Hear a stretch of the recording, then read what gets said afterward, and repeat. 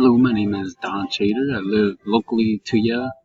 Found your website here on the second page of a Google search, Kenosha Roofing, and wanted to give you some tips and tricks. I've been doing this for 20 some odd years, and let's see, so like right away, I like how you got Kenosha and you got roofing in here.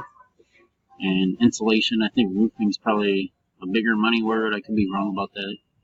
But let's see. Same thing. You got Kenosha in your name. You got roofing in your name. And then again in this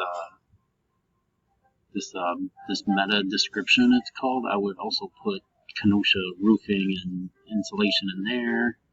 And then going to your actual website, there's something called a H1 tag, and so like you could put an H1 tag here, and it could be roofing or insulation, or it could be both actually, and then just to keep it so consistent so Google knows exactly who you are, where you are, and then they'll start ranking you on the first page of Google. So that's just a free tip and trick. If you got any questions, let me know. I do this as a business, so if you wanted to try me, I got free money back guarantee, 60 days.